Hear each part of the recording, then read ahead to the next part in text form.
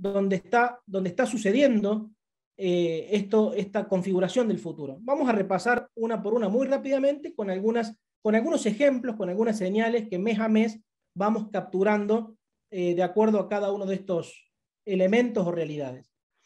El primero, que tiene que ver con este fenómeno de las nuevas economías, ¿no? Que tanto se habla, que tanto está hoy en nuestras agendas, que si ven en el vértice inferior izquierdo, tiene que ver sobre todo con el mundo del triple impacto, ¿no? Se está creando, se está popularizando esta posibilidad de que el valor económico vaya de la mano del valor ambiental y del valor social, del fenómeno del capitalismo de partes interesadas, este cuestionamiento, aquella idea de Milton Friedman de que la única obligación de las empresas era producir rentabilidad, empiezan a aparecer otras virtudes de las empresas además de producir rentabilidad, el fenómeno de automatizar, de crear tecnología, no solo por costos, sino por valor, es decir, por descubrir zonas de valor nuevas a partir de la incorporación de tecnologías de automatización, las empresas sociales de Yunus, la economía circular, la economía del bien común, un montón de fenómenos de nuevos modelos económicos que no cuestionan el mercado, sino que básicamente construyen a partir del mercado. Y acá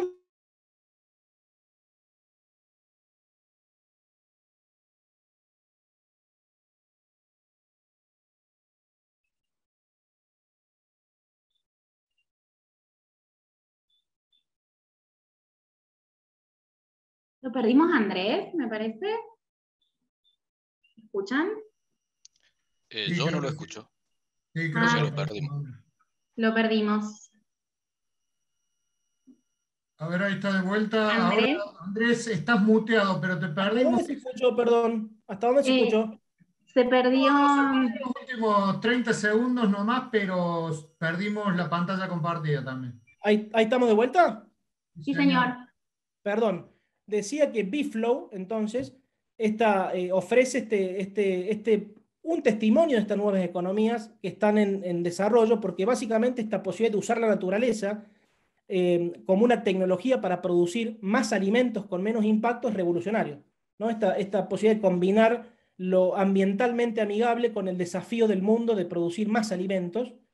Y bueno, a partir de este conocimiento que esta compañía generó en torno a la polinización de las abejas y su impacto en los cultivos, ha generado una compañía de alcance mundial desde Argentina. Un testimonio de este fenómeno de nuevas economías que tiene muchas aristas. Una reflexión. Crecen los fondos de inversión buscando este tipo de soluciones, ¿no? Qué fantástico que el capital pueda fluir hacia este tipo de fenómenos que pueden demostrar que pueden generar rentabilidad, pero además pueden producir impacto social y ambiental. La pregunta por ahí para pensar, porque esto tiene, como son señales de un futuro en construcción, hay mucho para pensar, hay mucho para articular, hay mucho para organizar, es un poco en qué medida los actores de la agricultura y la ganadería tradicional abrazarán estos nuevos modelos de la economía circular y qué tipos de incentivos los gobiernos del mundo son capaces de impulsar, ¿no? Porque esto no sucede de manera espontánea, sino que también hay incentivos para ir hacia allá. Así que es una pregunta que queda flotando acerca de cuán rápido podemos ir con una de estas canastas, de estas ventanas del futuro en construcción. La segunda tiene que ver con lo que llamamos el Estado emprendedor. Podríamos llamar Estado activo, podríamos llamar Estado inteligente. Usamos el concepto de Mariana Mazzucato, una economista también muy influyente en el momento, porque nos parece que refleja muy bien esto de la superación del debate de gobierno grande, gobierno pequeño, sino más bien un Estado en condiciones de correr riesgos, de diseñar instituciones, de generar incentivos para que la actividad privada fluya, de invertir, ¿no? ¿Por qué no invertir en aquellos aspectos donde el mercado todavía no tracciona y donde puede haber valores estratégicos a futuro? ¿Dónde es capaz de balancear esto de cobrar impuestos altos a quienes más tienen sin ahogar la iniciativa privada? Y donde además el Estado se amiga con la tecnología, entiende que la inteligencia artificial es clave, es capaz de armar agendas, de armar códigos de ética, es capaz de impulsar a los actores a innovar, y esto define un poco lo que se llama Estado emprendedor. La señal del mes, para reflejar una de las tantas que hay, ¿no? Porque muchos de acá son empresarios tecnológicos o están en el mundo de la tecnología y todos los días están impulsando esto, es lo que el asistente virtual de la Ciudad de Buenos Aires ha llegado a hacer, ¿no? 17 millones de conversaciones con 5.000 vecinos y en abril pasado llegó al récord de 3,3 millones de conversiones en un mes. Y los comentarios de la gente es, che, nos atienden bien, ¿no? Es decir, el sector público, tan cuestionado habitualmente en su capacidad de responder a consultas de la gente, empieza a decir, por ejemplo, estamos tratando con un bot con alma, que es capaz de respondernos empáticamente a las consultas de vacunación, de servicios públicos y de tantas otras cosas que el Estado debe dar a las personas. Entonces, la reflexión, los beneficios de innovar en el Estado, incorporando tecnología, son exponenciales, ¿no? En este caso, vemos un ejemplo de cómo puede multiplicarse la capacidad de atención del Estado hacia las personas usando este tipo de ensayos, de experimentos, de emprendimientos, llamémosle. La pregunta para pensar, ¿cómo los estados subnacionales, esto es provincias, municipios, pueden avanzar con mayor rapidez en este tipo de proyectos, ¿no? Especialmente en entornos donde están llamados a actuar como bomberos siempre, ¿no? Donde las urgencias suelen estar por encima de lo importante. Entonces la pregunta es cómo pueden avanzar más rápido en este tipo de manifestaciones de Estado emprendedor. En tercer lugar, el mundo de la innovación, ¿no? Esto es permanente, pero está acelerado en este momento por todo lo que está sucediendo en materia de nuevos conocimientos aplicados a productos y servicios. Acá tenemos la ciencia cada vez más amiga con los nuevos negocios, tenemos la creación de valor en múltiples formatos y modelos, ¿no? Esto de cambiar la manera que se vende, que se entrega, que se crea un producto o un servicio. Esto es el capital que fluye en el mundo y que está en busca de nuevos proyectos, de nuevos productos y servicios creativos, y por supuesto los nuevos espacios de necesidades y consumo que surgen todo el tiempo. Si bien hay corrientes que en la actualidad cuestionan este mundo del consumismo y del crecimiento permanente, lo cierto es que las personas, las familias y las organizaciones tienen todo el tiempo nuevas necesidades que hay que decodificar, que hay que interpretar, y ahí se traduce estas posibilidades de nuevos productos y servicios. La señal del mes, bueno, en la FoodTech de Bilbao, ¿no? una de las ferias más grandes de este cruce entre alimentos y tecnologías, como está sucediendo en todos los sectores, una de las ganadoras fue esta compañía, Nucaps, que básicamente trae una innovación en sus nanocápsulas de proteínas alimentarias, ¿no? Y acá un poco el aprendizaje es cómo producir mejores alimentos, suplementos y medicamentos a partir de estos ingredientes nutricionales, ¿no? Basados en nanotecnologías. Acá un poco la reflexión, la industria alimenticia vive una revolución, ¿no? Es impresionante lo que se está generando en el mundo de la alimentación basados en tecnologías, en plantas, en biotecnologías, y este segmento de proteínas es uno de los centros de esa revolución de innovación. La pregunta para pensar, ¿será la década, la que viene, esta década que estamos transitando, la década en que los alimentos, los suplementos nutricionales, los medicamentos basados en plantas podrán ser masivos? Es decir, podrán ser aceptados por un público masivo y no solo para pequeños segmentos de early adopters. Bueno, un poco la pregunta que nos queda de esta señal de la ventana 3 de Overton. La 4, la revolución digital, ¿no? No podía no estar presente. Revolución digital, industria 4.0, transformación digital, cuarta revolución industrial, quinta revolución industrial, todo lo que queramos ponerle como matiz está dentro de esta ventana. Acá no hay sectores inmunes a la digitalización. Acá básicamente sin estrategias público-privadas es muy posible que haya efectos asimétricos, ¿no? Acá donde empiezan a aparecer la inteligencia del Estado y el sector privado juntos para que no haya rezagados en esta revolución digital. La oportunidad histórica de que la tecnología resuelva mucho más de lo que necesitamos y trabajemos menos. Y por supuesto el mundo de los algoritmos, con esta posibilidad de personalizar productos y servicios, de corregir los sesgos humanos con los que tomamos decisiones. A veces los algoritmos los reproducen, pero también es posible que los algoritmos los corrijan. Y aquí la señal tiene que ver con este certamen de robótica, donde una compañía holandesa, a partir de su innovación, un producto Tritón, logró este nuevo sensor de localización y posicionamiento para robots bajo una precisión submilimétrica. Esto es un paso importante, porque imagínense que para robots que se manejan de manera autónoma para tareas de logística, de entrega y demás, la precisión submilimétrica nos pone un pasito más adelante en la capacidad de que convivamos con robots generando distintas tareas en nuestra vida cotidiana. Vamos a la pregunta para pensar, así vamos un poquito más rápido porque no quiero robarle tiempo a Gastón. ¿Cómo serán nuestras sociedades y economías cuando la cantidad y diversidad de robots alcancen los pronósticos de los expertos? ¿Podremos trabajar con ellos bajo un liderazgo humano y ofreciendo mejoras y distribución de productividad a gran escala? Esa es un poco la apuesta, ¿no? Que todo esto dispare mejoras en la productividad y ese ciclo virtuoso de la economía haga que haya más empleo, más posibilidades. Es un poco la visión positiva del fenómeno de la revolución digital en la que nosotros creemos. En quinto lugar, la innovación educativa. Este es otro componente de la ventana de Overton por todo lo que está sucediendo. Acá hay formación en habilidades, nuevas técnicas pedagógicas, aprender a aprender y aprender a emprender como meta habilidades del futuro, los hallazgos de las neurociencias que cada vez nos enseñan más de cómo aprendemos las personas, la mediación tecnológica acelerada por la pandemia, esto de la posibilidad de que la formación virtual sea mucho más que escuchar una clase de Zoom, porque hay muchos elementos pedagógicos que se pueden organizar para que el aprendizaje suceda. Todo este mundo de la innovación educativa tiene señales todo el tiempo, como por ejemplo Vina, una escuela primaria virtual con sede en Berlín, que básicamente atiende a este segmento de familias que pueden y quieren una educación digital personalizada para los chicos, con grupos muy pequeños, docentes expertos y lecciones que se van adaptando en función de cómo va el aprendizaje de cada uno, ¿no? Esta posibilidad de que la educación ya no es bajo un formato del siglo XX, aula igual para todo el mundo. Pregunta para pensar, ¿podrán los sistemas de educación básica de los países menos desarrollados como los nuestros encontrar modelos para implementar y financiar escuelas como las que sabemos que van a venir, más digitales, más personalizadas y más flexibles? Bueno, en eso estamos todos pensando cómo acelerar este camino. En sexto lugar, la reparación del planeta, la cuestión ambiental, otro componente de la ventana.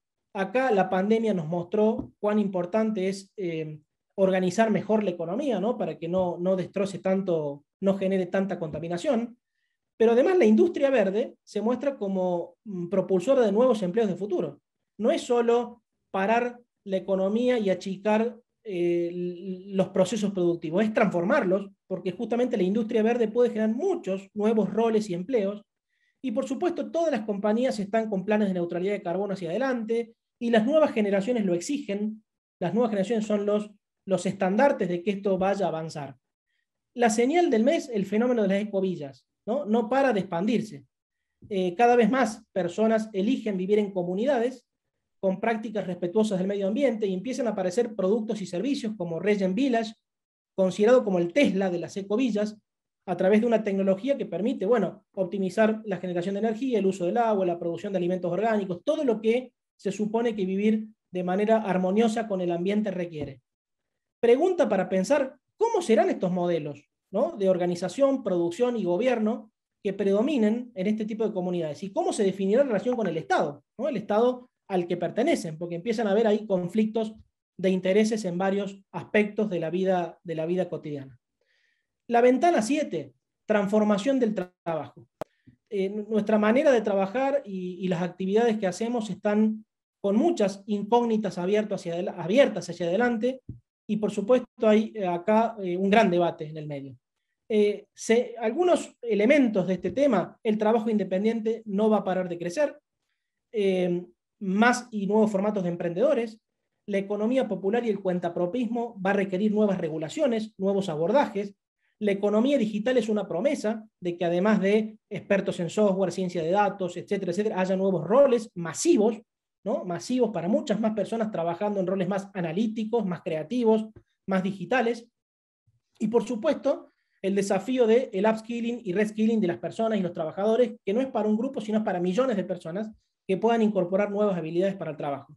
Miren, la señal del mes, esto que tanto se habla, ¿no?, de la posibilidad de que sindicatos y entidades empresariales acuerden marcos que sean funcionales a este cambio del trabajo, donde las personas trabajamos menos en tareas rutinarias y por ahí necesitamos menos tiempo para hacer lo mismo, pero por supuesto no queremos perder ingresos y queremos ganar en calidad de vida, pero de alguna manera también seguir creciendo económicamente. Entonces esta posibilidad de ensayos de llevar la semana laboral a menos días se están produciendo en el mundo, como en este caso un sindicato acordando con Telefónica un régimen de 4 días, y vamos a ver qué sale de todo esto, ¿no? Acá en Argentina se acaba de presentar un proyecto de ley. Usualmente acá creemos que las leyes resuelven los temas, cuando en realidad ensayos, experimentos, acuerdos entre las partes son lo que van marcando el camino, ¿no? La pregunta para pensar: ¿lograrán encontrarse estos modelos y las ecuaciones económicas que los mismos requieren para tener impacto positivo, tanto para empresas como para trabajadores del futuro? Bueno, apostamos que sí, que se encuentren esos nuevos modelos de trabajo hacia el futuro. Ventana 8, inclusión, innovación y ascenso social. Acá metemos toda la cuestión social junta, que está también en franca transformación. Acá tenemos que ver con este cuestionamiento si el capitalismo puede seguir generando ascenso social, cómo los temas, los ensayos de rentas universales que se están discutiendo en el mundo, las políticas públicas de precisión, la evidencia científica de que sociedades más equilibradas o menos desiguales favorecen el crecimiento, y las metodologías de innovación social, ¿no? Tanto la del BID como la de otros organismos que están en auge. Fíjense en este caso la señal de un reconocido economista de Chicago, donde está diciendo: la pandemia nos ha generado una oportunidad para volver a las comunidades locales, porque mucha más gente elige vivir en pequeñas ciudades, y esta es una oportunidad para la innovación social, para crear marcos, políticas y proyectos, soluciones de abajo hacia arriba, y no gastando recursos a lo loco, sino más bien dándole a los actores el protagonismo de crear soluciones locales. La pregunta para pensar: ¿podemos esperar un cambio de mindset, de cabeza de los líderes políticos acostumbrados más a soluciones verticales, de arriba hacia abajo, y darle el protagonismo a las soluciones comunitarias, a la innovación social? Bueno, esperamos que sí. 9, y vamos entrando en la recta final, la reinvención de la salud y el bienestar, ¿no? Qué gran tema en el medio de la pandemia, ¿no? La expansión de la medicina de prevención y precisión, los trabajadores esenciales de la salud, ahora sí, visiblemente valorados, y cómo desarrollarlos hacia adelante, los nuevos modelos de negocios en salud, ¿no? Cómo hacer viables empresas de salud, organizaciones de salud privadas y servicios públicos de salud, la economía de los cuidados como una de las grandes promesas del empleo futuro, ¿no? Todas las variantes de cuidados de personas, desde enfermería hasta cuidado de niños y de ancianos, y la cuestión de vivir mejor, no solo vivir más, ¿no? Vivir mejor en esta gran esperanza de vida que cada vez tenemos. La señal del mes: una de las tantas compañías que está haciendo innovación en este campo, ¿no? En este caso, Selecta Bioscience, medicina genética y terapias biológicas, ¿no? Superando pruebas de limitaciones que hasta el momento tenían, como en esta tecnología ImmTOR, creada a partir de nanopartículas, que favorecen la tolerancia inmunitaria a fármacos biológicos, y que empiezan a permitir tratar enfermedades de origen genético, mucho mejor de lo que podíamos hasta ahora. Preguntas para pensar: ¿podrán este tipo de terapias superar los problemas que hasta ahora tenían, asociados a ¿qué? A la seguridad y a la durabilidad de los tratamientos, para expandirse, para lograr mejores resultados? Bueno, la ciencia cree que sí, que esto va a llegar, y que este tipo de soluciones van a ser cada vez más masivas en nuestros sistemas de salud. Ventana 10, no puede faltar la filosofía, la reflexión ética, porque esto que históricamente desde el origen de la humanidad está recuperando valor práctico. Ya no solo hablamos de filosofía como un retiro del mercado a pensar y a contemplar, sino la filosofía y la ética como capaz de poner las grandes preguntas en la mesa para que la humanidad funcione mejor, para que las organizaciones funcionen mejor.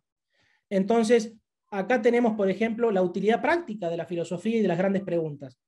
Los códigos de ética que requieren la revolución digital, ¿no? Están todos los grandes líderes de las compañías, desde Microsoft hasta Tesla, hablando de que la ética debe ir de la mano de la dirección tecnológica. La capa de humanidades que se requiere para funcionar mejor, y bueno, la creciente reflexión filosófica que hay en ámbitos empresarios. En este caso, un filósofo del momento, Byung-Chul Han, surcoreano, donde básicamente habla de la sociedad del cansancio y de la sociedad paliativa, y de cómo el dolor va de la mano de la felicidad, y querer eliminarlo es trivializar la felicidad, y cómo de alguna manera estas preguntas de cómo es nuestro bienestar y cómo podemos vivir mejor están a la orden del día, buscando nuevas respuestas de sentido, nuevos propósitos, ya no solo en la religión, sino en un montón de reflexiones de tipo filosófico. Pregunta para pensar: ¿pueden conciliarse estas posturas antagónicas históricamente del dolor y el sufrimiento como un tema personal que debe resolver cada uno, o como una situación del cansancio y malestar colectivo propio de las sociedades? Hay ahí un debate muy bueno acerca de cómo podemos vivir mejor a partir de estas reflexiones. 11, gobernanza global. El mundo se está debatiendo en un montón de cuestiones que ya no alcanzan con los organismos internacionales que tenemos, que en general producen dictámenes no vinculantes y no tienen la fuerza para de alguna manera gobernar el mundo. Las instituciones del siglo XX están entrando en decadencia. Por supuesto que el mundo tiene nuevas oportunidades luego de Trump, ¿no? Que Trump era el gran enemigo de avanzar en todas este tipo de mejoras de gobernanza global. Y por supuesto la tensión entre Estados Unidos y China es la que enmarca todo este fenómeno. Pero como señal, fíjense, Europa comienza a exigir que los importadores de productos intensivos en carbono compren créditos correspondientes para tener permisos de emisión, es decir, para no perjudicar a sus productores internos que ya tienen estándares de baja emisión. Esto genera cierta tensión y va a generar en la próxima cumbre de Escocia, de cumbre del clima, un gran debate porque se vienen decisiones más fuertes sobre el gobierno del planeta a partir de lo que los acuerdos entre países pueden lograr. ¿Será el peligro real de perder el planeta Tierra el motivo para que el mundo pueda construir nuevos modelos de gobernanza? Bueno, creemos que sí, que estamos llegando a un punto de inflexión. Y finalmente, para cerrar, la última ventanita, la humanidad aumentada. Esta posibilidad, conocida mucho como el transhumanismo, como este avance entre la capacidad humana mezclada con las tecnologías que de alguna manera pueden potenciar nuestras capacidades, con todo lo que sabemos de neurociencias y estimulación tecnológica y con los dispositivos que ya existen, como el de Neuralink del amigo Elon Musk, que supuestamente pueden interactuar con nuestro cerebro para que funcionemos mejor. Acá, señal del mes, uno de los gurúes del Big Data mundial, Martin Hilbert, vuelve a poner el foco en los riesgos que esto tiene, ¿no? Cree que el error central es centrarnos en la pregunta de qué pasará si las máquinas sobrepasan nuestras mejores capacidades, en lugar de hacerlo en cómo será si dominan nuestras debilidades, ¿no? Tema que estamos a veces advirtiendo cuando vemos que determinadas tecnologías aprovechan nuestros costados débiles para hacernos inclinar hacia pulsiones emocionales determinadas. Entonces, acá hay una señal de advertencia de algo que a priori puede ser positivo para la humanidad. ¿Podremos reconstruir nuestra capacidad de discernir qué pasa en nuestra mente frente al bombardeo de estímulos para cliquear y decidir? Y así amplificar nuestros espacios de libertad? Es la gran pregunta de esta última ventana de Overton. Y la verdad, como síntesis, frente a todos estos cambios, frente a todos estos procesos de transformación, el gran Peter Drucker alguna vez nos dijo que el mayor riesgo es actuar con la lógica de ayer. Así que para los que están construyendo futuro, bienvenidos. Esto depende un poco de lo que todos nosotros hagamos. Muchas gracias. Muchas gracias, Andrés. Bueno, evidentemente el tema da para debate, reflexión y bueno, y es una primera aproximación. Gracias. Ya nos están consultando si vamos a compartir y estamos grabando la sesión y demás. Lo tendremos en cuenta, digamos, para ampliar más adelante porque son temas que requieren mayor discusión y profundidad. Así que gracias por esta perspectiva y todas estas señales del futuro. Gastón, ¿estás por ahí? Sí, acá estoy. Hola.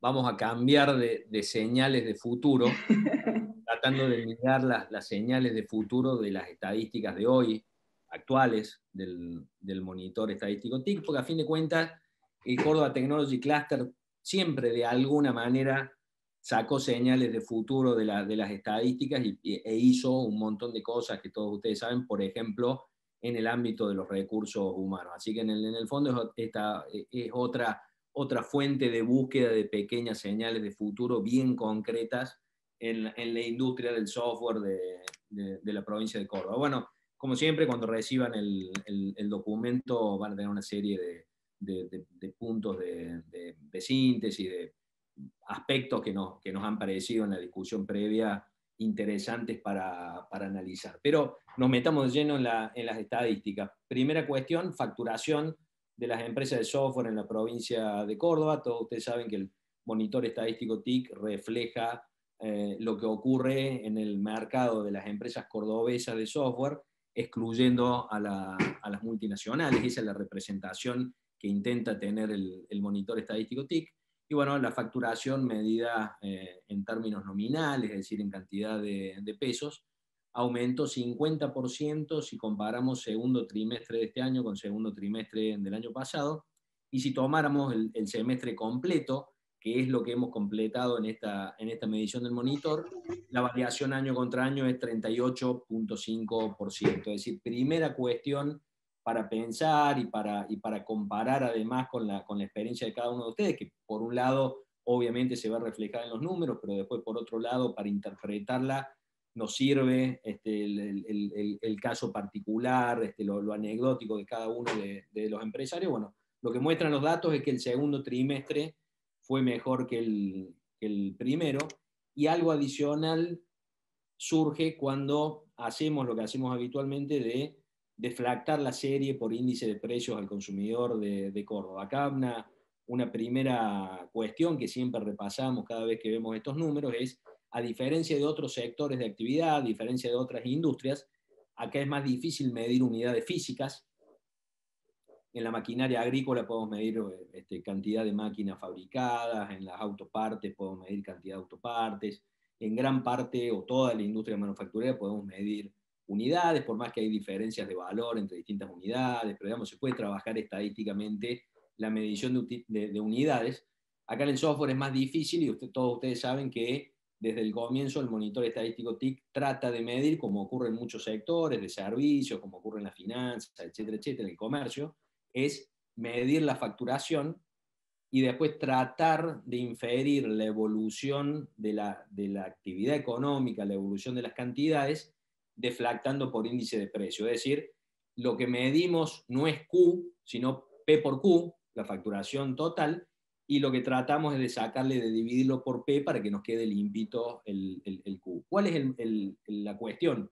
Que en un país como Argentina, donde la inflación no es estable y donde hay mucho cambio de precio relativo entre un trimestre y otro, incluso entre un mes y otro, la deflactación por un índice de precios, por ejemplo, el índice de precios al consumidor de la provincia de Córdoba, no necesariamente netea bien los precios, porque eso depende de cómo evolucionaron los precios del sector comparado con ese promedio de precios. Por ejemplo, algo que ocurrió durante este primer semestre del año es que la inflación se aceleró comparada con los niveles previos y comparada con lo que la mayoría esperaba, y en ese contexto es bastante razonable pensar que muchos servicios de las empresas de software cuyos precios se actualizan por inflación con cierta periodicidad, probablemente hayan tardado algo en trasladar la mayor inflación a la esperada a los precios, y eso podría explicar por qué año contra año el segundo trimestre nos da 1.9% arriba una vez que neteamos inflación, pero semestre completo da 3,5% abajo. La sospecha es que probablemente esto más un efecto precio que un efecto cantidades. Es decir, concretamente, si los precios del sector subieron menos que el promedio del índice de precios al consumidor, cuya evolución se aceleró a comienzos del año, cuando uno toma la facturación y la divide por el índice de precios al consumidor, termina tirando para abajo la estimación de la actividad económica real. De hecho, ahora vamos a ver que con la facturación expresada en dólares pasa algo similar, solo que en mayor magnitud, 7,5% segundo trimestre año contra año, menos 2,6% semestre contra semestre. Pero fíjense, esto es lo que les decía, fíjense acá la evolución de la inflación en las barras rojas y la evolución del dólar oficial en las barras grises, y acá podemos ver, veníamos en el segundo y tercer trimestre del año pasado con una inflación trimestral del 4,6% en el segundo trimestre, del 5,2% en el tercer trimestre, saltó a 9,6% en el cuarto trimestre del año pasado, saltó a 14,3% en el primer trimestre de este año y 11,6% en el segundo trimestre de este año. Entonces, en la medida en que la mayoría de ustedes logre trasladar rápido a precios con sus distintos clientes y en los distintos contratos, uno podría decir, bueno, a medida que se acelera la inflación, se van acelerando los precios en el sector, y por lo tanto la facturación total también se va acelerando, de tal manera que cuando sacamos inflación medimos bien lo que ocurre con las cantidades. Ahora, si esta inflación del 14.3% en el trimestre, en el primero, y de 11.6% trimestral en el segundo, de alguna manera no fue prevista antes y hubo algún rezago en la actualización de precios en el sector, esa aceleración de la inflación podría estar explicando por qué, cuando comparamos el primer semestre de este año contra el primero del año pasado, nos da una caída cuando es bastante probable que en realidad el sector siga creciendo, que de hecho una forma de chequear esta hipótesis es calculando la facturación en términos reales, a precios constantes, es decir, deflactando no por la inflación del trimestre, sino por la inflación del trimestre previo.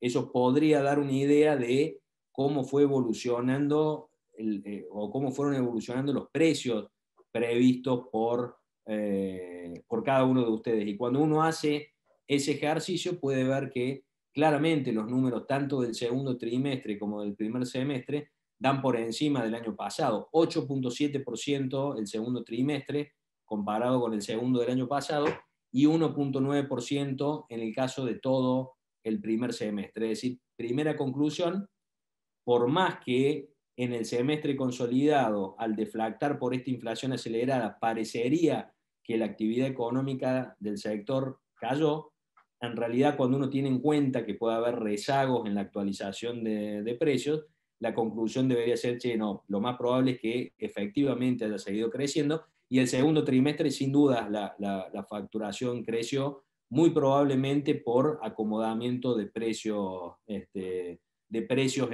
el sector, más acordes con la inflación que venimos teniendo desde el principio de año. Este no es un problema, o más que un problema, una cuestión específica del sector del software, sino que en todos los sectores donde la actividad económica se mide por facturación, pasa exactamente lo mismo, con la diferencia de que en algunos sectores industriales, donde se producen unidades que se venden todo el tiempo al mercado, suele haber una actualización de precios mucho más rápida. Por ejemplo, en el mercado de los alimentos. Es difícil que en la industria alimenticia los precios queden muy rezagados contra los costos, salvo cuando hay ciertas restricciones impuestas por el Estado, de precios máximos, cosas por el estilo. En condiciones normales es con la lógica de que toda la semana y todos los meses la industria va tirando sus productos al canal de comercialización, perfectamente puede ir acomodándose a una inflación que se va acelerando.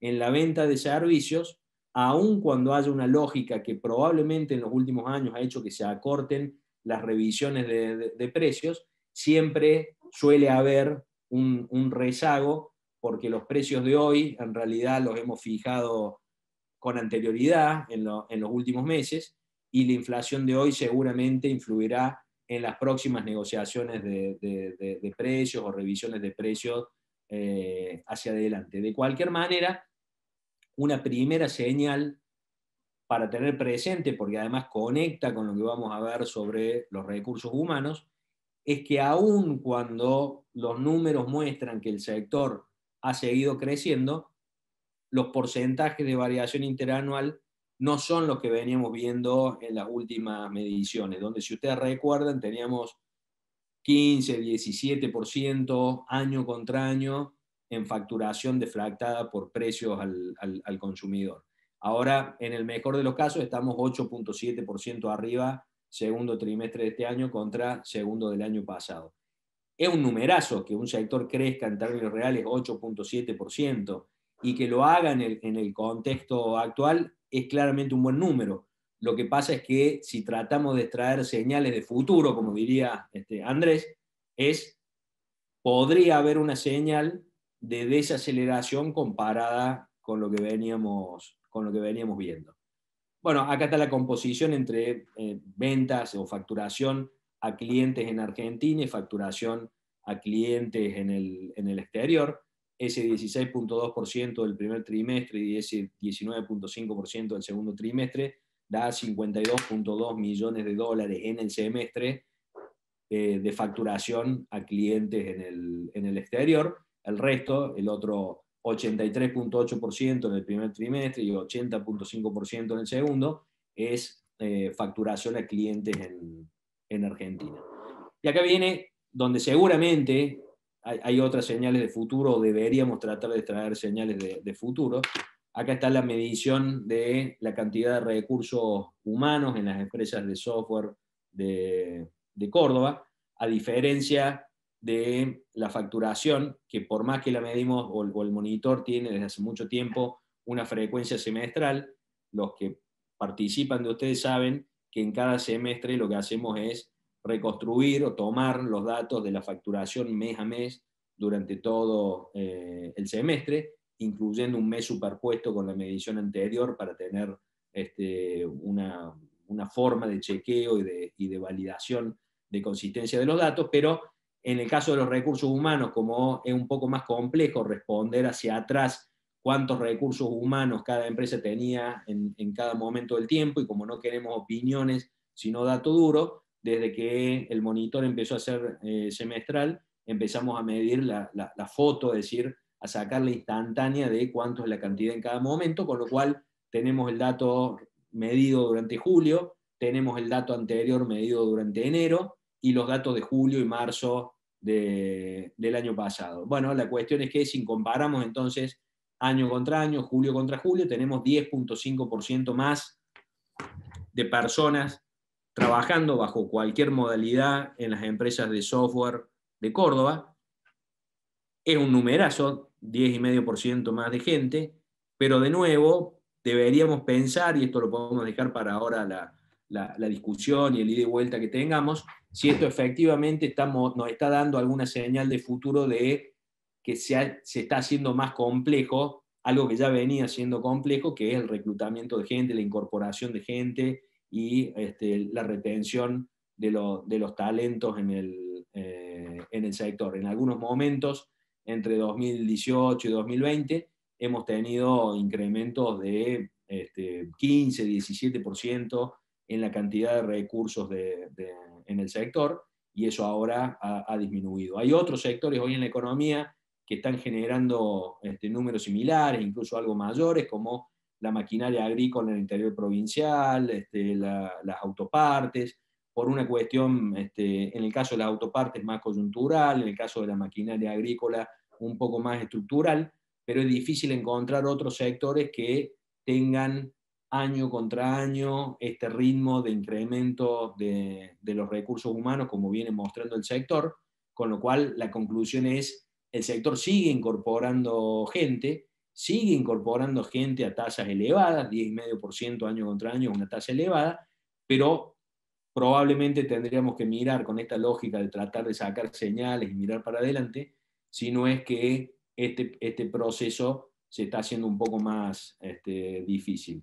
En esta ocasión, después vamos a volver a los números de género, pero en esta ocasión, disculpen que me adelante para que conectemos con esto, en esta ocasión profundizamos sobre 3 cuestiones vinculadas a todo el movimiento que generó la pandemia y todo lo asociado a la pandemia, cómo ha quedado el sector en cuanto a la facilidad o dificultad para venderle más a sus clientes o para conseguir nuevos clientes, y en particular para conseguir nuevos recursos humanos. ¿Por qué? Porque en cada uno de estos 3 ámbitos uno puede identificar efectos contrapuestos. Uno podría pensar que, dado todo lo que ha generado el COVID-19 y todos los procesos que ha catalizado en términos de necesidad por parte de las empresas de incorporación de tecnología, uno podría pensar que eso favorece a las empresas de software, en este caso de Córdoba, por una mayor necesidad de incorporación de tecnología en las empresas de distintos sectores, pero al mismo tiempo uno podría pensar que se hace más complejo venderle a las empresas de cada uno de los distintos sectores que tienen mayores necesidades tecnológicas por las dificultades económicas que muchos de esos sectores están teniendo, no tanto en la industria, pero sí en el comercio y en muchos servicios.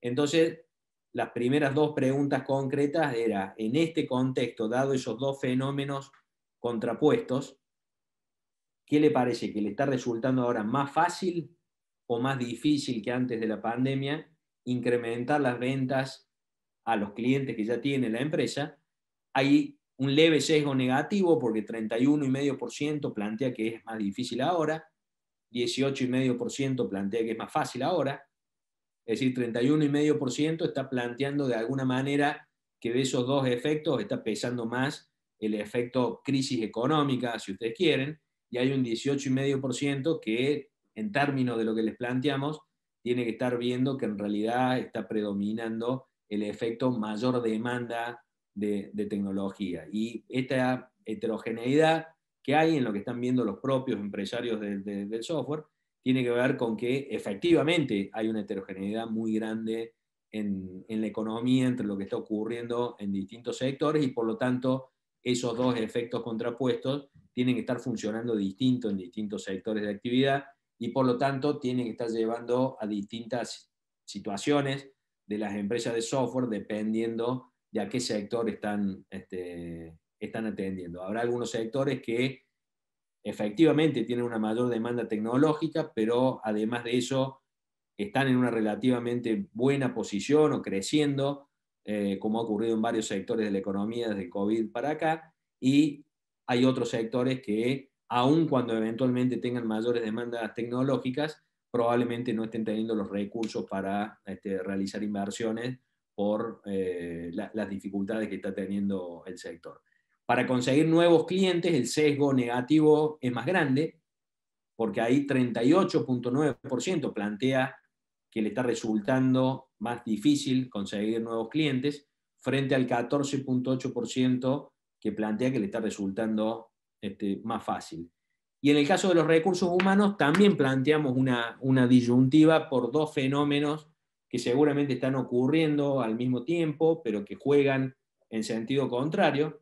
Por un lado, podría facilitar la búsqueda y la incorporación de recursos humanos el hecho de que la pandemia en todo el mundo ha catalizado muchos procesos y muchos fenómenos que tienen que ver con el trabajo a distancia y eso puede facilitar a una empresa en Córdoba conseguir recursos humanos en otras ciudades, en otras provincias e incluso en el exterior, pero está también el efecto negativo de que nuestros recursos humanos acá en Córdoba también tienen ahora una posibilidad ampliada en el resto del mundo y con la cuesta arriba que le generan las empresas locales, competir contra la demanda exterior de recursos humanos cordobeses, especialmente por el contexto de enorme brecha cambiaria que hay, la posibilidad de que recursos humanos desde Córdoba trabajen para el exterior y cobren sueldos en dólares y que los reciban en el exterior y que por lo tanto lo evalúen a dólar paralelo, cuando acá una empresa de software que los contrate y que venda en el exterior recibe una parte del dólar oficial, ni siquiera el dólar paralelo, está generando una distorsión muy, muy grande y eso podría explicar por qué de estos tres ítems, el que claramente tiene un sesgo marcado, negativo, y donde claramente es mayoritaria la visión negativa en el sentido de que es más difícil ahora conseguir recursos humanos que antes de la pandemia, 64,8% planteó que ahora es más difícil, a solo 7,4% le parece que o siente o evalúa que es más fácil, y esto tal vez podría estar explicando por qué empezamos a ver que aún incorporando gente a las empresas, en las empresas de software de Córdoba, y aún haciéndolo a una tasa de crecimiento muy alta, empezamos a ver tasas más bajas que las que veíamos anteriormente. Y una inquietud sobre la cual no tenemos números ahora, pero que podríamos poner en discusión para ver si en próximas ediciones del monitor lo incorporamos, es si esto no empieza a generar un sesgo en la disponibilidad de recursos humanos en cuanto a su seniority, porque uno podría ver que está estabilizada la cuestión de los recursos humanos si salen 100 trabajadores del sector que empiezan a ofrecer en el exterior y se incorporan 100 nuevos trabajadores, cuantitativamente eso, salen 100 y entran 100, sería neutro, pero ahora si los 100 que salen son los recursos de mayor seniority, de mayor, de mayor contenido de conocimiento, y los que están entrando son los que están entrando en los escalones más bajos, podría estar generando o podría estar dando la señal de dificultades a futuro, tanto para aumentar la producción y las ventas como para mantener e incluso incrementar la calidad de lo que producimos acá en Córdoba, de tal manera que eso, para ponerlo ahora en discusión, podría ser algo que deberíamos evaluar, especialmente teniendo en cuenta si es probable que por lo menos durante los próximos 2 años sigamos teniendo fuerte brecha cambiaria. Cada uno de ustedes va a estar enfrentado a esa dificultad de cómo conseguir y cómo retener los recursos humanos más calificados cuando se hace muy difícil competir contra las ofertas que les llegan del exterior. Con lo cual, acá en estas respuestas podría haber varias señales de futuro a las cuales deberíamos prestarle atención. Vuelvo para atrás porque en esta ocasión medimos otras 2 cuestiones que desde hace tiempo venimos midiendo, una que venimos midiendo desde hace 2 años, que es la cuestión de la composición de los recursos humanos por género, que no solo tiene que ver con una cuestión de género propiamente dicha o de derechos laborales, etcétera, etcétera, sino que además tiene que ver con una cuestión concreta económica del potencial que hay de incorporar mujeres a la tecnología. Bueno, lo que muestran los últimos números es que básicamente la composición entre varones y mujeres sigue prácticamente igual que a principio de año, y algo por encima, en el caso, digamos, de la participación de las mujeres, que las mediciones de 2019. De todas maneras, este es un indicador que probablemente los movimientos que tenga en todo caso sean graduales y no, digamos, de una medición a otra, pero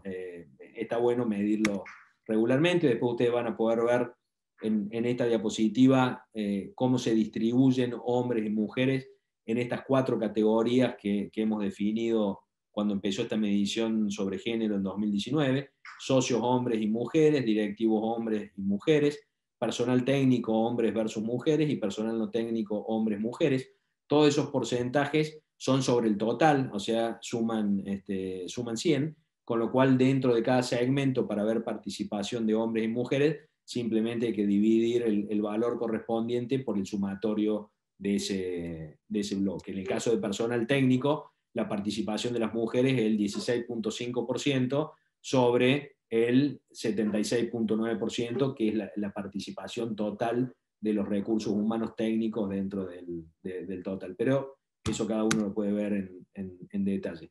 Y otra cuestión ya más, de alguna manera coyuntural, pero que seguramente seguirá midiéndose a futuro para ver cómo se va configurando lo que viene en cuanto a la organización del trabajo, es de qué manera hoy están operando las empresas en las distintas opciones que le dimos. Mirá, puede ser modalidad remota, cuando la totalidad o la mayor parte del personal core de la empresa está en modalidad home office.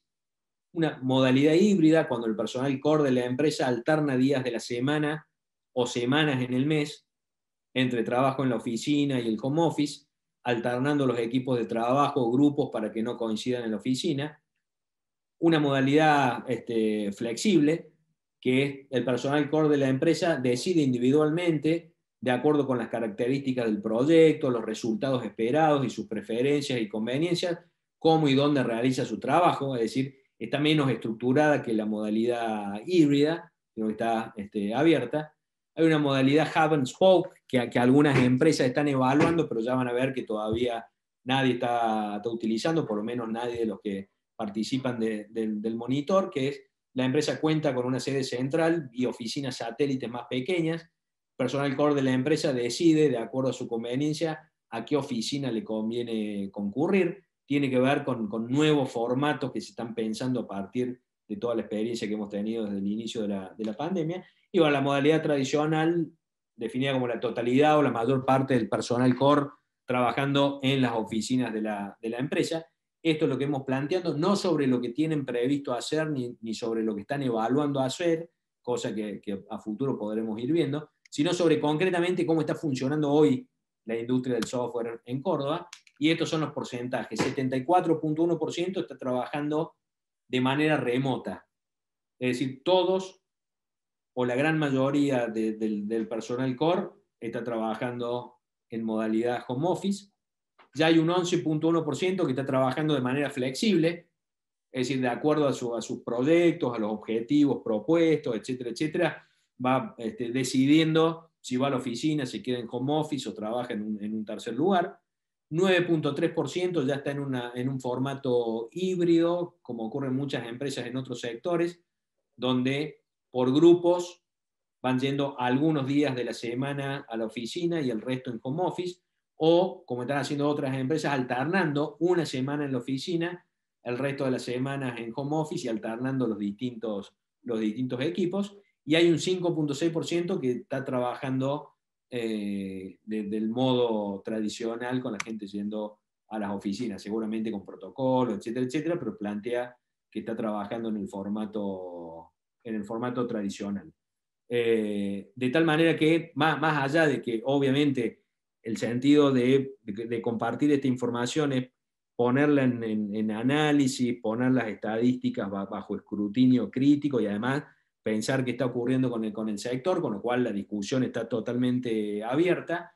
Me parece que algo que además de interpretar lo que está ocurriendo podría dar señales de futuro y acciones por parte de ustedes en conjunto, digamos, y del clúster institucionalmente, tiene que ver con la restricción de los recursos, que en otras ocasiones la veníamos midiendo como los distintos perfiles demandados con demanda no satisfecha, y que ahora tal vez tendríamos que empezar a pensar en términos de calificación para tratar de entender si hay algún proceso que les pueda estar generando riesgos y amenazas hacia adelante, si empieza la competencia exterior por los recursos a vaciar la parte superior de la escala, digamos, de calificación, y estamos todos concentrados en cómo incorporar más gente en otras partes de la escala. Lo dejo en discusión porque me parece que puede ser un tema extremadamente importante, y ahí, complementario de los números, la experiencia de cada uno de ustedes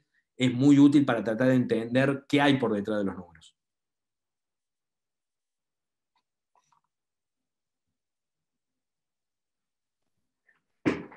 Bueno, gracias Gastón. Damos espacio a preguntas y comentarios. Tenemos una en el chat de Juan Pablo Dalmazo. Bueno, dice, más que la desaceleración, no es preocupante el no incremento de productividad, facturación contra recursos humanos.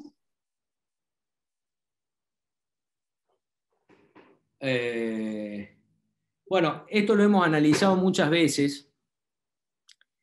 Y ya nos ha pasado en otras ocasiones que cuando usamos el indicador de productividad, encontramos que claramente no es constante a través del tiempo y que va variando de acuerdo a cuál es la lógica entre la incorporación de recursos y la facturación.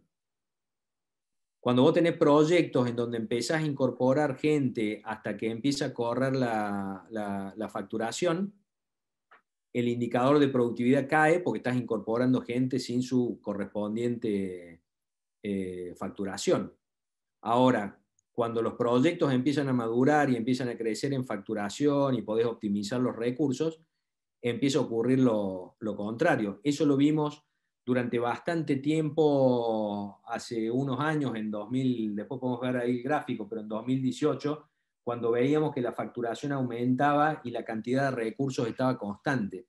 Tiene que ver con esos desfasajes en el tiempo, y que para entender ese tipo de cuestiones probablemente tengamos que profundizar algunas cosas que hemos medido en otras ocasiones, que tienen que ver con medir cuánto de lo que se vende es servicio, cuánto de lo que se vende es producto, y las características o las tipologías de cada uno de ellos. Por ejemplo, cuando uno invierte en producto, claramente empieza, o debería, no sé, me corregirán acá los expertos en software, pero debería arrancar primero la cantidad de recursos y después la facturación, y en algún momento la facturación empieza a crecer más que proporcionalmente a la cantidad de recursos. Pero yo hoy no le prestaría tanta atención a ese indicador, Juan Pablo, no le prestaría tanta atención, porque efectivamente ya sabemos que ese es bastante volátil a través del tiempo, y yo me centraría más en qué está ocurriendo con la incorporación de recursos humanos.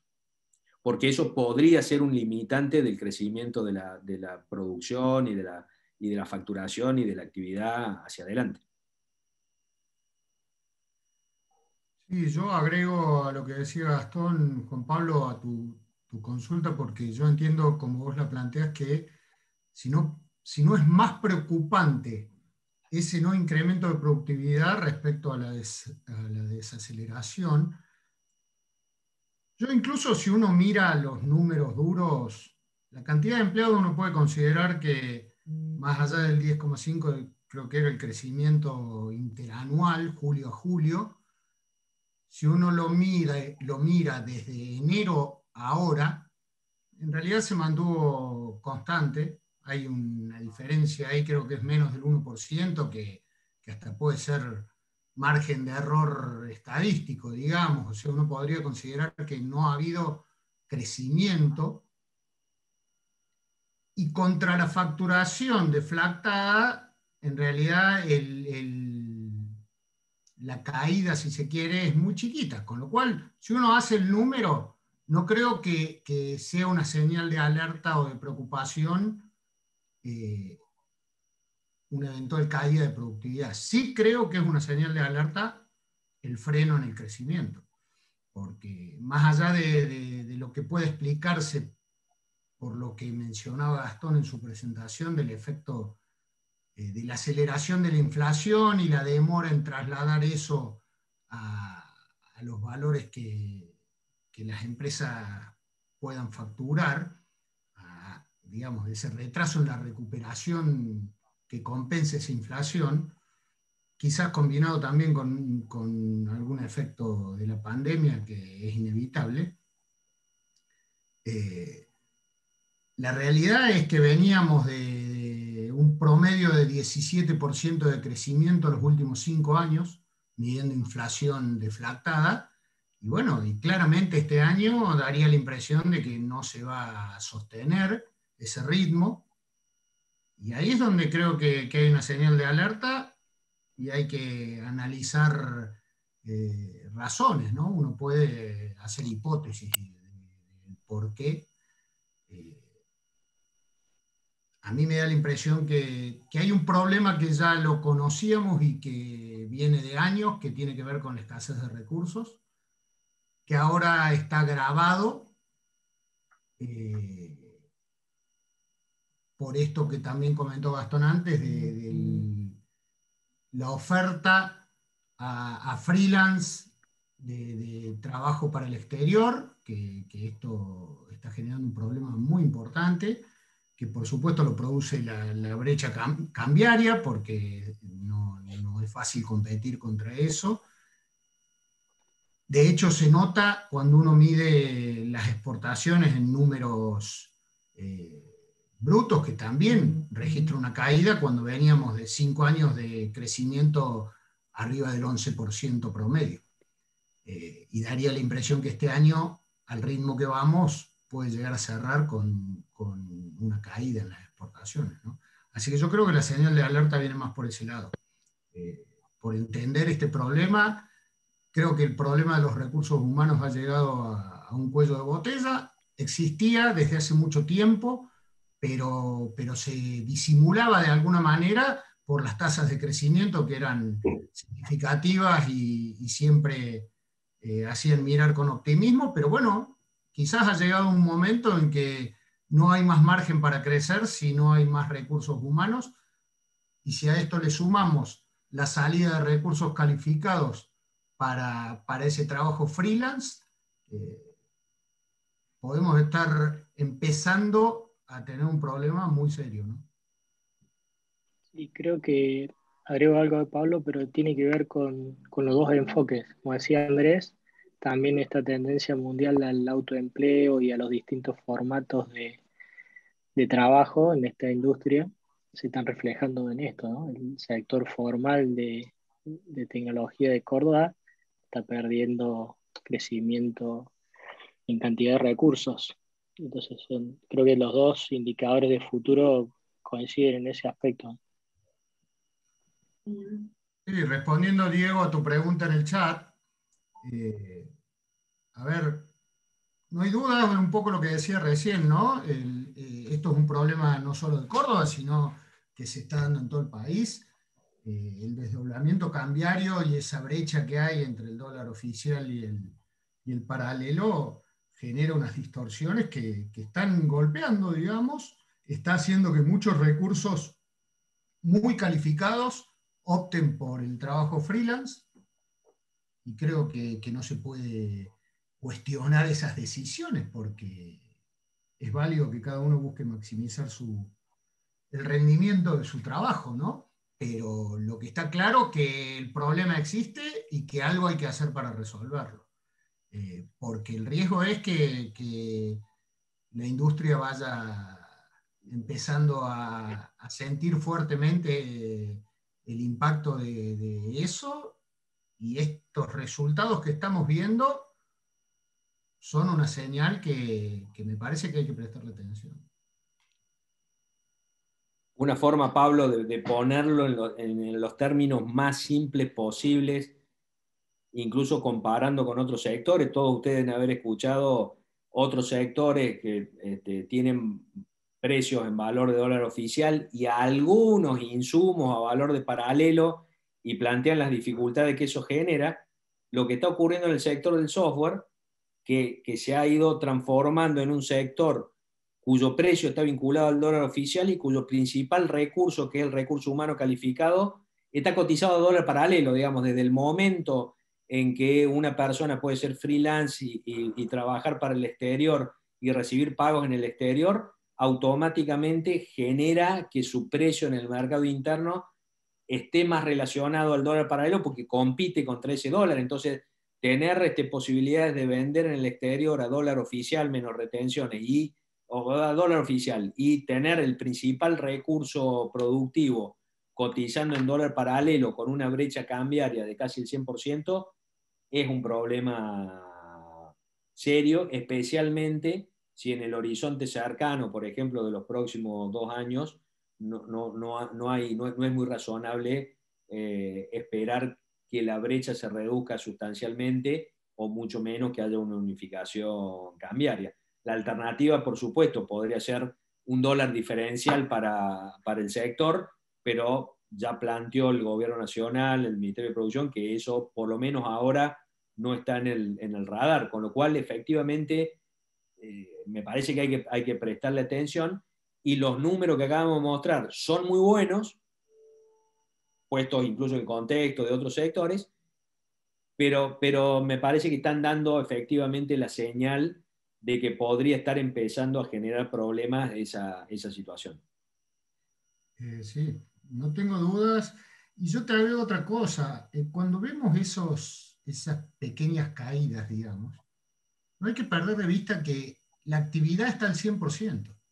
Porque es distinto cuando uno analiza caída de algún sector que cuando le preguntas qué uso está haciendo de su capacidad instalada, te dice, sí, tengo el 50% o el 70% porque tengo líneas de producción paradas. Hablo de otros sectores industriales, ¿no? En nuestro caso, a ver, hay muchas empresas acá presentes y pueden dar testimonio, pero con los que uno habla habitualmente, no conozco ninguna empresa que haya prescindido de gente. Todo lo contrario. O sea, toda la gente que está disponible para trabajar está trabajando, y sigue habiendo una demanda no resuelta. Entonces, pero si nosotros tenemos esta salida de gente a esta modalidad freelance, con el agravante de que normalmente es la gente más calificada, el reemplazo de esa gente por recursos juniors también tiene un límite, digamos. Y tiene un límite en cuanto a lo que puede producir la empresa a partir de ese recambio, al menos hasta que esos recursos juniors estén más calificados, ¿no? Sí, hay algo interesante para matizar o agregar un poco a lo que entre ambos le respondimos a Juan Pablo. A Juan Pablo Dalmazo.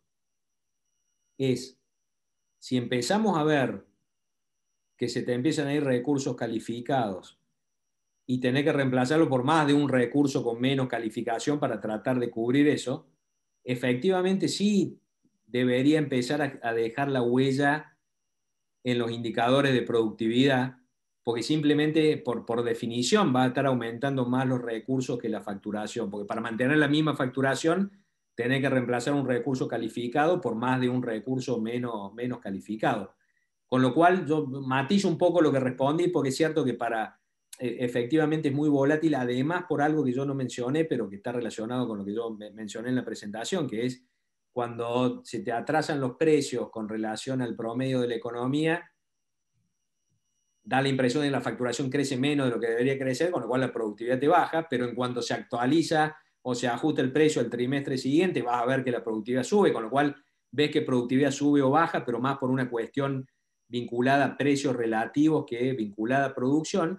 Pero ahora si lo tomáramos tendencialmente y lo viéramos a través del tiempo, también verlo en dólares también tiene sus distorsiones por los cambios de precio relativo al tipo de cambio, etcétera, etcétera. Pero podríamos tal vez empezar a identificar si efectivamente ese problema del mix de recursos, que no son iguales los que perdés que los que incorporas, deberían empezar a dejar la huella en los indicadores de productividad, además de los indicadores específicos que podríamos empezar a generar si focalizáramos específicamente en esa problemática que puede ser muy sensible, porque obviamente todas las acciones que se puedan hacer para generar esos recursos más calificados son mucho más difíciles y demoran mucho más en el tiempo que las ya difíciles y complejas que vienen encarando en todos estos últimos años. Es así. Diego, respondiendo a tu pregunta en el chat, nosotros en esta última medición no relevamos de nuevo los recursos o los puestos no cubiertos, pero lo tenemos medido en el relevamiento de enero y nos dio algo más de 3.500 puestos de trabajo. El problema es que ahí se da un fenómeno que la mayoría de esos 3.500 puestos se buscan para cubrir puestos semi-senior para arriba. Y la única oferta que queda hoy, si es que queda algo, es de perfiles junior. Entonces el resto se da en rotación de personal entre las propias empresas, con el agravante que mencionábamos antes de los que se están yendo del mercado formal de las empresas hacia el trabajo freelance. Entonces esto genera mayor demanda aún, creo que si la midiéramos hoy, en puestos senior y semi-senior, habría más demanda todavía, ¿no?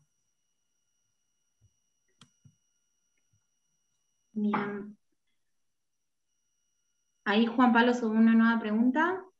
Además la opción de ir producto valor agregado, ¿será? ¿Qué pasa con el factor tecnología / automatización, será? En el sector. Perdón, pero la leí mal, pero no la entendí bien.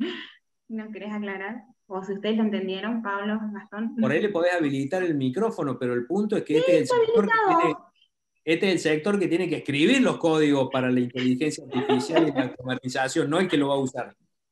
Es periodista, es periodista. No, pero probablemente la pregunta también venga por el lado de la automatización, de la codificación del software, que es una tendencia también a nivel mundial, todavía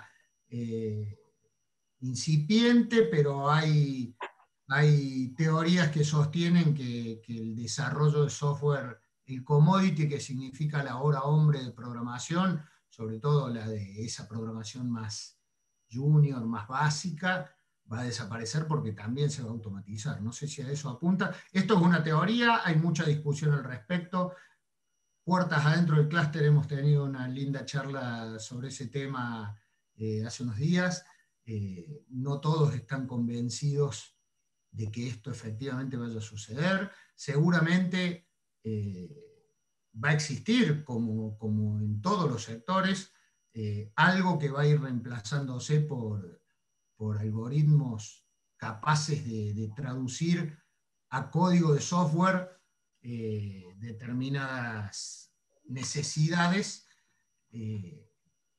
pero la verdad es que esto todavía hoy no es un problema de ninguna manera, y en todo caso sí reafirma la necesidad de formar más recursos, sobre todo en ese rango de semi-senior para arriba. Se están haciendo muchos esfuerzos, incluso desde el clúster, con el gobierno de la provincia, con el programa CLIP, ahora PIL, que está en su segunda edición. Ayer Nación lanzó el Argentina Programa.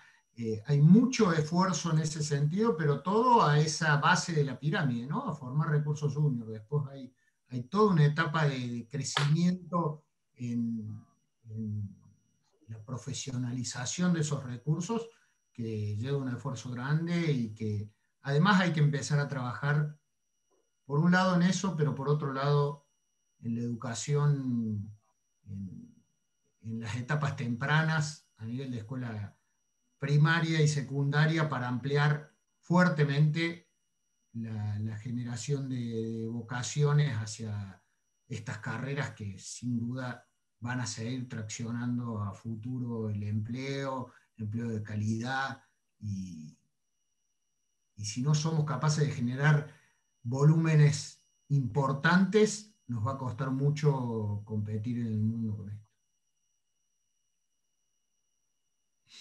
Sí, conectando la pregunta de Juan Pablo con lo que veníamos hablando. Si estuviéramos hablando de la escasez inversa, digamos, tenés muchos recursos muy calificados y te falta la mano de obra programadora, uno podría pensar ahí, más allá de la discusión que pensaba, en decir, bueno, che, tal vez automatización podría lograrse. Ahora, si se empieza a dar vuelta, o lo que estamos sospechando o que estamos tratando de ver, es si hay señales de que estás incorporando gente, haciendo un montón de esfuerzos para incorporar gente, pero se te van los de arriba. Tal vez justamente ahí lo que podría lograr la automatización en realidad se hace más difícil, porque imagino yo que necesitas justamente más recursos bien calificados para poder sustituir, en todo caso, mano de obra menos calificada a través de la automatización. Podríamos pensarlo de esa manera, porque me parece que, claro, Juan Pablo está pensando en cómo salir del atolladero tal vez con la automatización, pero me parece que justamente es el tipo de problema que no se solucionaría con automatización, porque se te está yendo la crema, digamos, de los recursos.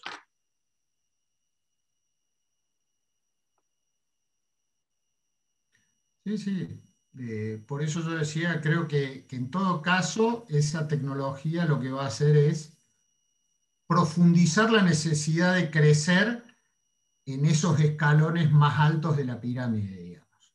En los recursos semi-senior, senior, más capacitados, expertos en tecnologías específicas, y no tanto el commodity del programador junior, digamos.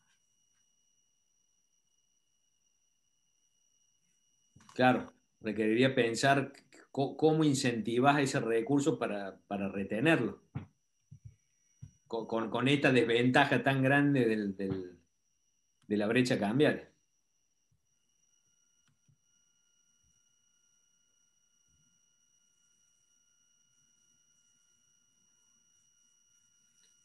Bueno, no sé si no hay alguna otra pregunta. Lore, vos tenés algo, si no podemos ir cerrando en honor al tiempo y a...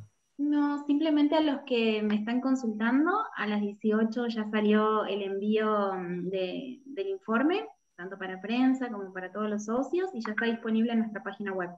Así que a los que me preguntaban, eso está disponible, y la sesión queda grabada, ya mañana va a estar subida al canal de YouTube del clúster. No sé si alguien más tiene alguna pregunta, si no ya podemos cerrar. Bueno. Agradecerles, gracias Gastón, bueno, gracias a todos por participar, así que bueno, nos vemos en la próxima. Mil gracias. Chao, gracias. Chao, chao. Gracias, gente. Gracias, Gastón. Gracias, Pablo. Chao, chao. Chao.